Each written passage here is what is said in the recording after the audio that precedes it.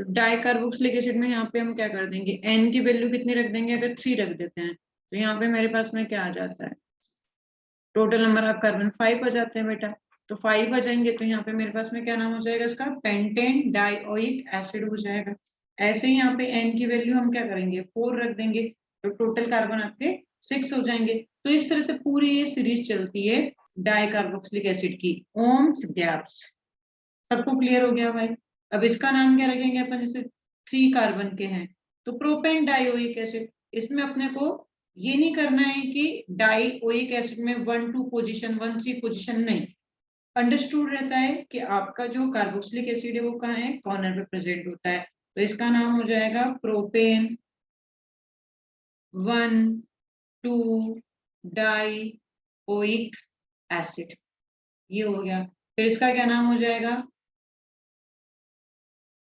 कितने कार्बन है, 4, तो ब्यूटेन 1,2 डाइओइक एसिड। इसमें टोटल कार्बन कितने हैं आपके, 5 है, तो पेंटेन डाइओइक एसिड। आ गया समझ में सबको? ये बस ओम्स गैप्स वाला मैंने एक बार फिर से रिवाइज करा हुआ है, ये सबको समझ में आ गया भाई? आगे बढ़ते हैं। अब हम यहाँ पे बात कर रहे थे टर्मिनल फंक्शन ग्रुप वगैरह की, तो ये मैंने बता दिया था कि टर्मिनल फंक्शन ग्रुप के केस में हम क्या करते हैं, हम यहाँ पे सफिक्स टू यूज करते हैं। तो ये पार्ट अपना कवर हुआ था कि कब हमें सफिक्स टू यूज करना है, कब हमें यहाँ पे सफिक्स 1 यूज करना है। क्या है कि अगर पिछले क्लासेस को मैं लेके थोड़े से क्वेश्चन कराऊं प्रैक्टिस यहाँ पे, तो आप क्या बोलोगे कि सफिक्स टू जब यूज करते हैं, तो जरा देखो सफिक्स टू कब यूज करते हैं, जब आपके पास में कोई रिंग के बाहर वो वाले group terminal function group present हो तो सफिक्स टू यूज करते हैं। तो इसमें देखो इसका क्या नाम होगा, जल्दी से बताओ, इसका क्या नाम याद होगा? क्या यहाँ पे सफिक्स टू यूज करेंगे? वीडियो ऑन कर लो पहले तो।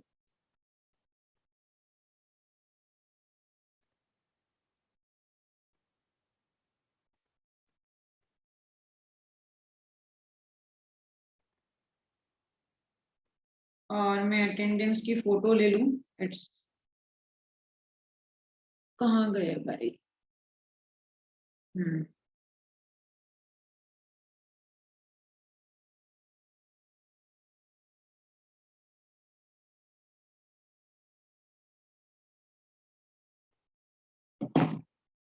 हाँ, तो यहाँ पे इसका नाम अभी तक आया नहीं, नाम बताओ जल्दी से।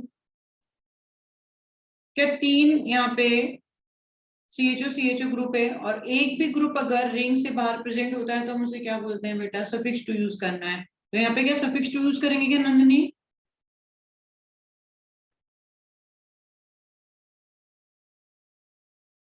नाम क्या हो जाएगा, साइक्लोहेक्सेन। साइक्लोहेक्सेन, आगे बोलो। क्या यहाँ पे 2 1 2 3 4 5 6, 1 पोजीशन पे, 3 पोजीशन पे, 5 पोजीशन पे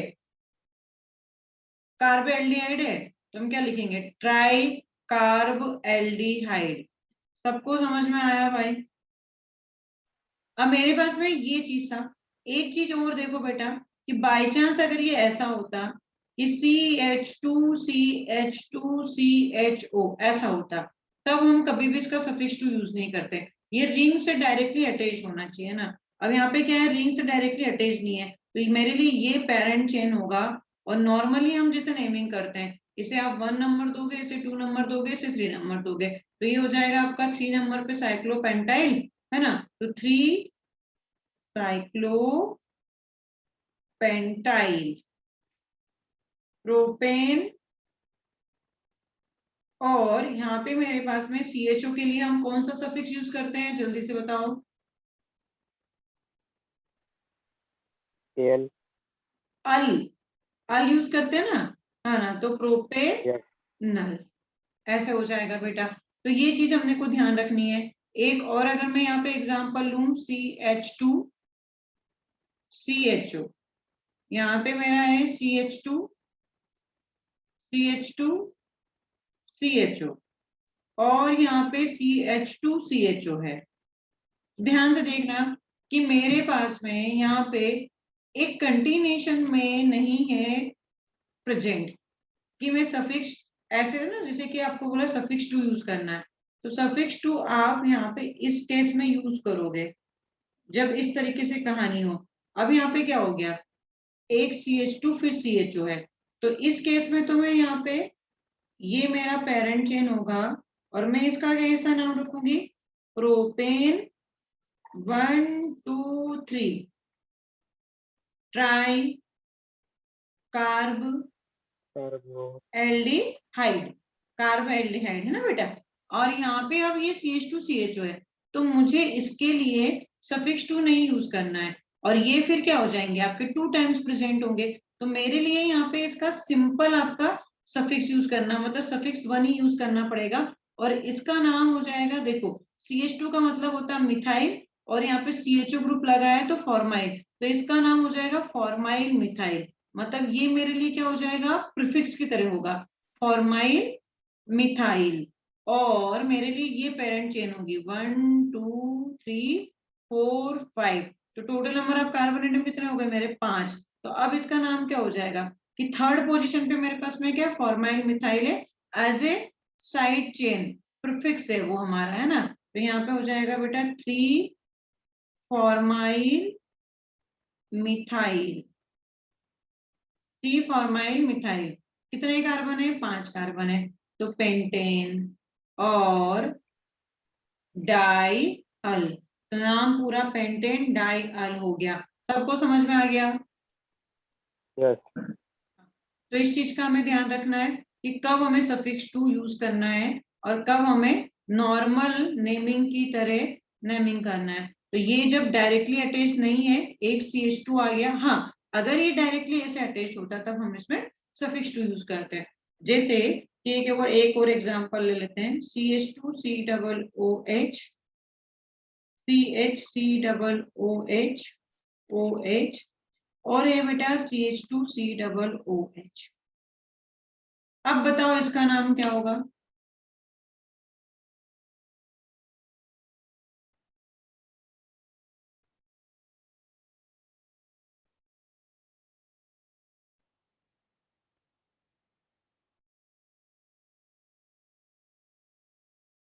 बेटा अब मुझे क्या, देखो डायरेक्टली अटैच्ड है सब, तो मुझे सफिक्स टू ही यूज करना पड़ेगा।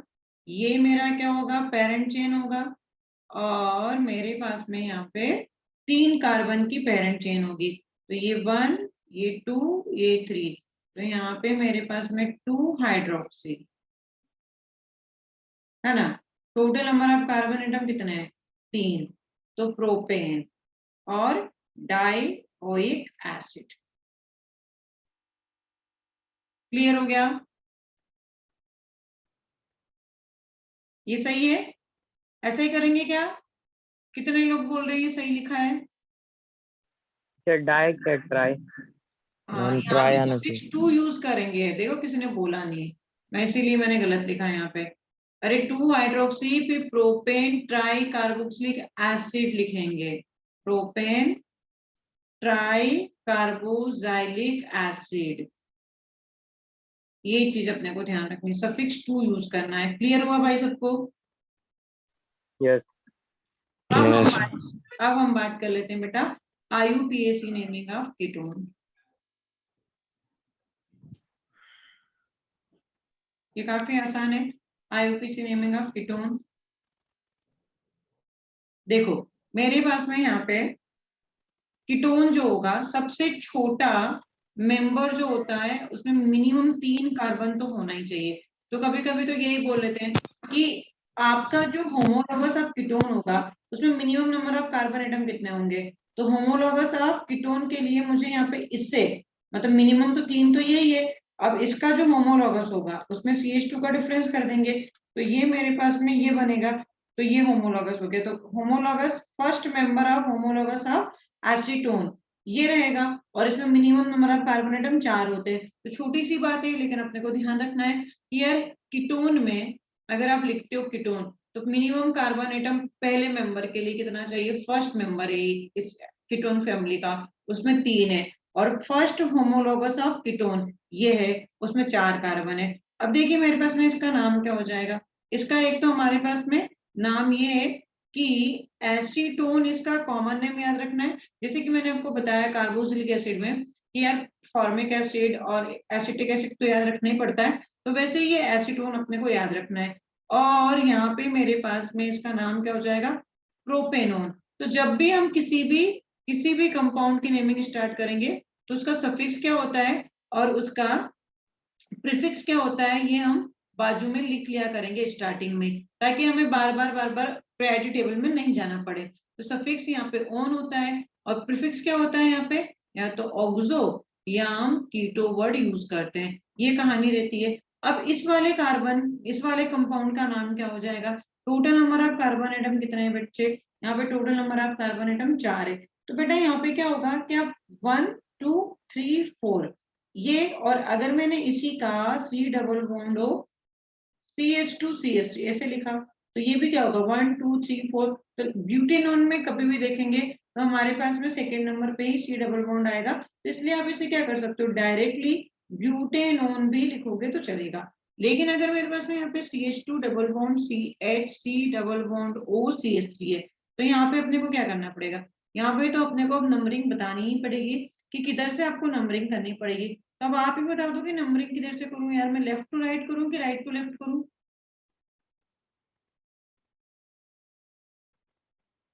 बताओ भाई। Right to left. Right to left करेंगे क्योंकि मुझे यहाँ पे फंक्शनल ग्रुप को प्रायोरिटी देनी पड़ेगी। तो ये 1, ये 2, ये 3, ये 4।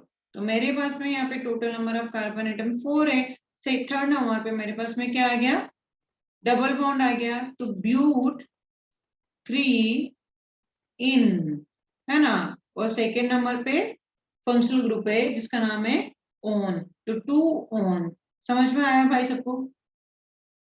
फिर यस एक होता है बेटा yes CH2 double bond C double bond O, इसका नॉर्मल नेम है किटीन।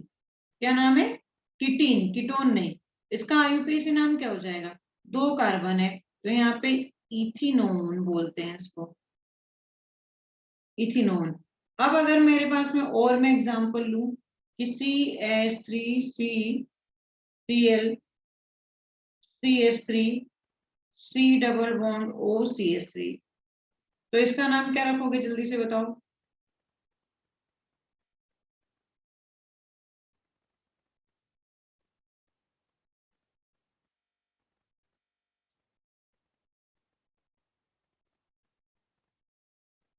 नंबरिंग किधर से करोगे, राइट टू लेफ्ट। 1 2 3 4, है ना। तो यहाँ पे मेरे पास में क्या हो जाएगा, 3 नंबर पे क्लोरो है तो 3 क्लोरो, 3 मिथाइल, 4 कार्बन है तो यहाँ पे मेरे पास में क्या हो जाएगा, ब्यूटेन, ब्यूटेन या ब्यूट टू ऑन। ब्यूटेन पूरा भी लिखोगे तब भी चलेगा, ब्यूटेन टू ऑन या ब्यूट टू ऑन लिखोगे तब भी चलेगा। तो यहाँ पे क्योंकि मेरे पास में क्या है, पूरा का पूरा सैचुरेटेड है, तो ब्यूट या ब्यूटेन टू ऑन। अब जैसे एक और एग्जांपल ले लेते हैं, CH3 CH3 CH3 C double bond O CH3, ऐसा है बेटा। तो अब इसे क्या करोगे आप, वैसा ही है 1 2 3 4। अब इसका कंप्लीट नेम मुझे कोई बताए, सार्थक आप बताओ।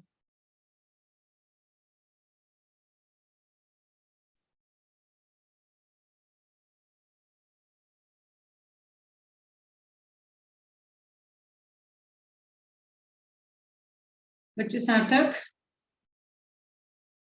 Yes ma'am. कंप्लीट नेम बताओ बच्चे।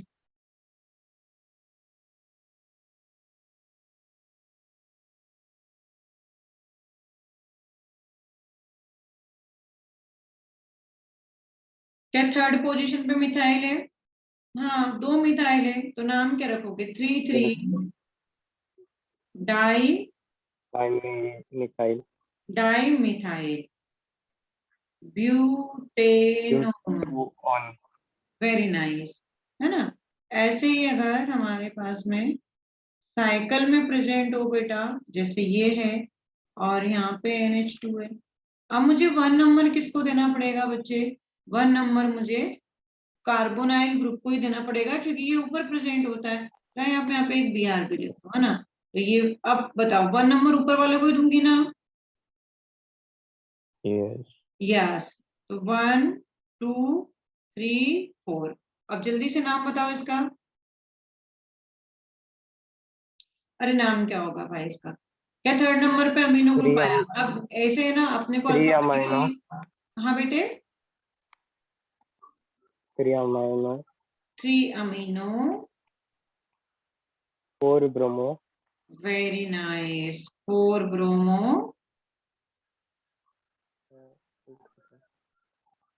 आगे आगे आगे, साइक्लो साइक्लो ब्यूट साइक्लो हेक्सेनोन, हेक्सेनोन। साइक्लोहेक्सेनोन या साइक्लो 1 हेक्सेनोन।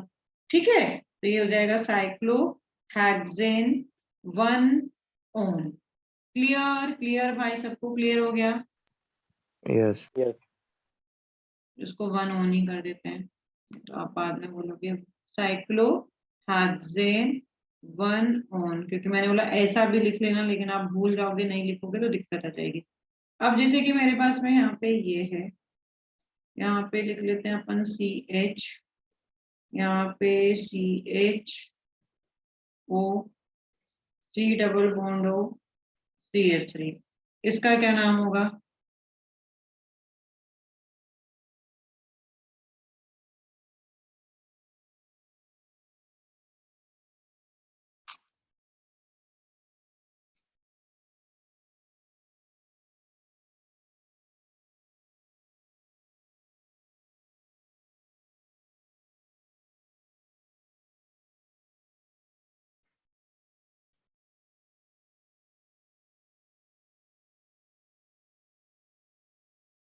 वन नंबर तो आप इसे दोगे, 2 नंबर आप इसे दोगे, 3 नंबर, 4 नंबर। मेरे पास में यहाँ पे बेटा, इसको जब ये रिंग में होता है तो हम क्या बोलते हैं? इसको इपॉक्सी बोलते हैं ना। देखो यहाँ पे मेरे पास में यस इपॉक्सी है। 4 नंबर पे क्या है? यहाँ पे साइक्लो प्रोपाइल है, तो यहाँ पे मैं लिखूंगी 4 cyclo propyl 3 3 4 4 epoxy. Total carbon कितने हैं? 4। तो ब्यूटेनोन। आगे सबको समझ में भाई?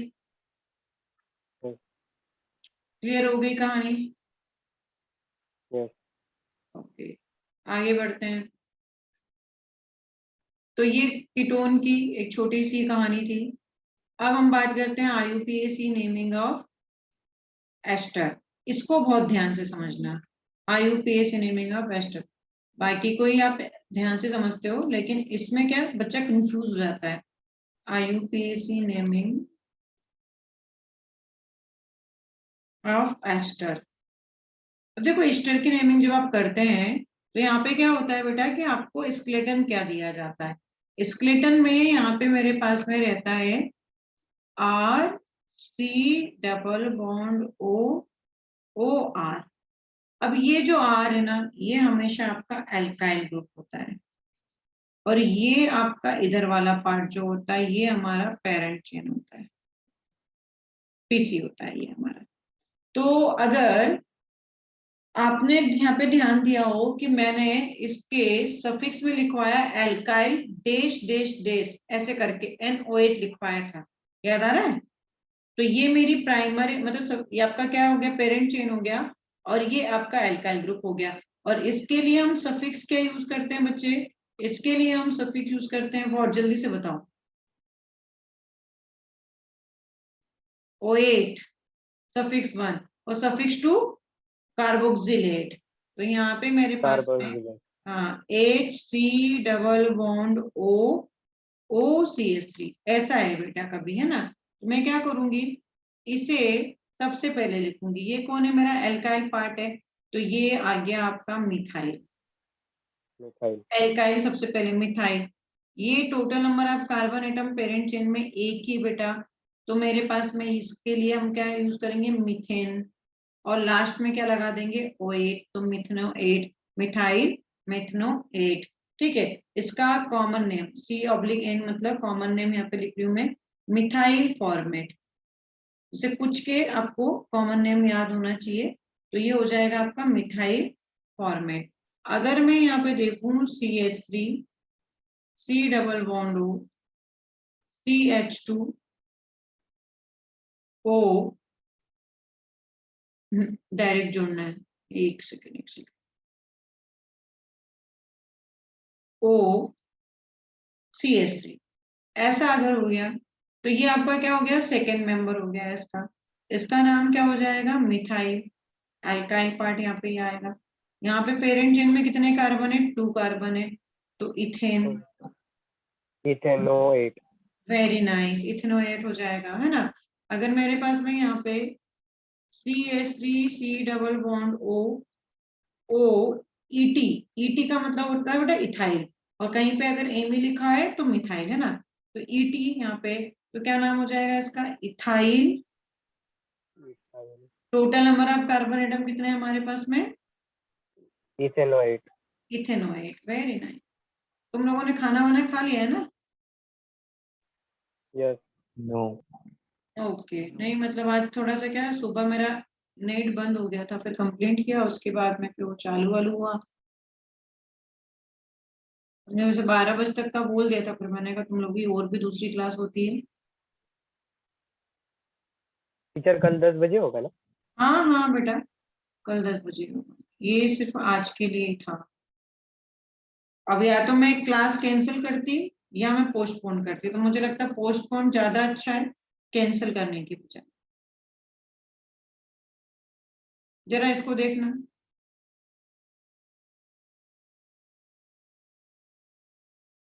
अब देखो, ये हमेशा ध्यान रखना कि ये मेरा एल्काइल पार्टी है ना।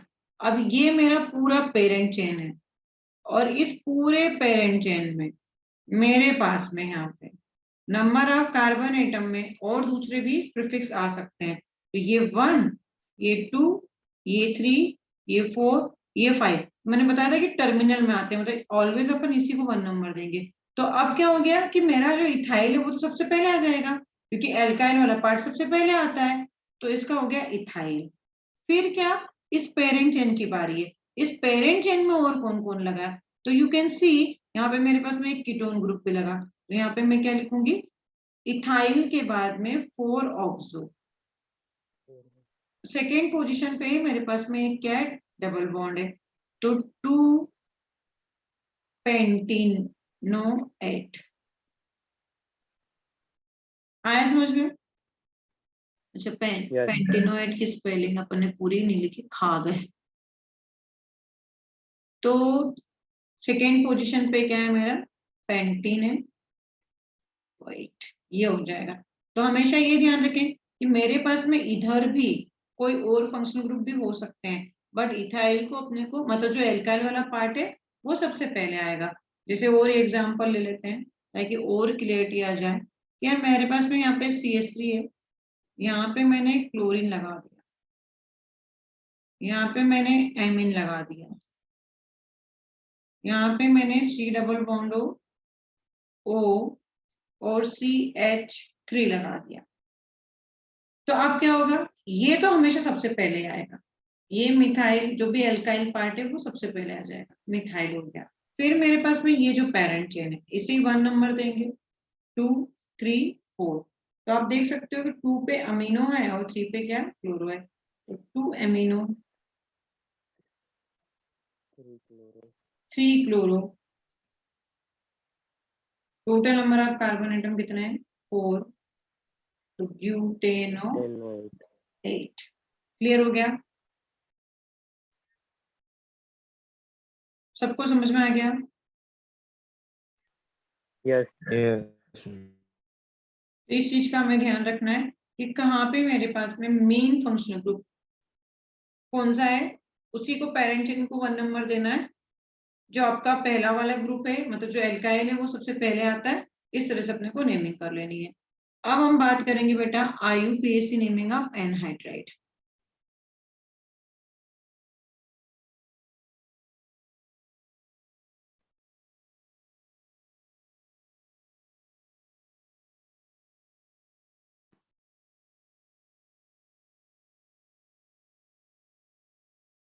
बस आज ये एनहाइड्राइड के बाद में अपना लेक्चर एंड हो जाएगा, तो फिर से ज्वाइन नहीं करना है अपने को। यहाँ पे देखो एनहाइड्राइड बेटा दो टाइप के होते हैं ना, जैसे कि मैंने लिखा है यार यहाँ पे anhydride C double bond O C double bond O।